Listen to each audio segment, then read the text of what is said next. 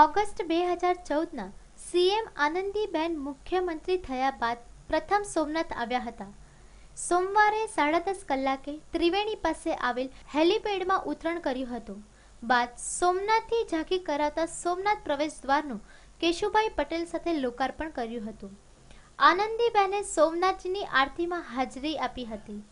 આરતી બાદ અભિષેક અને સોમનાથ મંદિર ટ્રસ્ટ દ્વારા પારંપરિક સ્વાગત કરવામાં આવ્યું હતું. જે બાદ સોમનાથજીને પ્રથમ મહિલા મુખ્યમંત્રી દ્વારા ધ્વજારોહણ કરાયું હતું.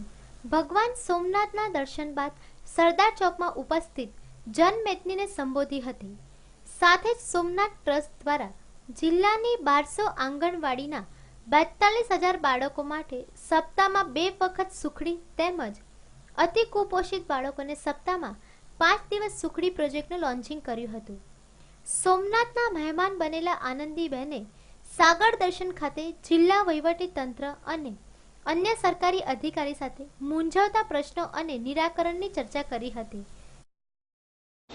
11મી ઓગસ્ટ શ્રાવણ મહિનાના સોમવારે માનનીય મુખ્યમંત્રી અને ગુજરાત રાજ્યના પ્રથમ મહિલા મુખ્યમંત્રી સોમનાથ ભગવાનના દર્શન અર્થે આવે છે. સાથે સાથે સોમનાથ ગેટ જે બનાવવામાં આવ્યું છે તેનું પણ લોકાર્પણ કરવાના છે. ત્યાર પછી સોમનાથ ભગવાનના દર્શન, પૂજા અને ધ્વજારોહણ કરવાના છે.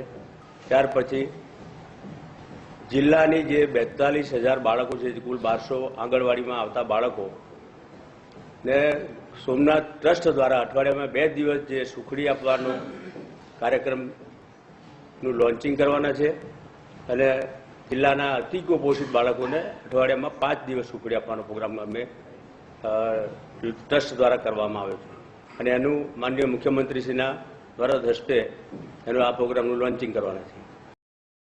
આનંદીબેનને સાંજે 4 વાગે સોમનાથથી વિદાય આપવામાં આવશે. સોમવારને લઈ શિવભક્તોને સોમનાથજીના દર્શનમાં અગવડ નહીં પડે તેવી કાળજી લેવાશે તેવું જિલ્લા કલેક્ટરે જણાવ્યું હતું. આ અગાઉ ગત વર્ષે શ્રાવણના સોમવારે મોદીજીના હસ્તે નવા જિલ્લાનું ઓપનિંગ તો થયું, પણ નવા સીએમ વિકાસની ગતિ કઈ રીતે દોડતી કરે છે તેના પર પ્રજાની મીટ મંડાયેલી છે. Bureau report, news online, Gir Somnath.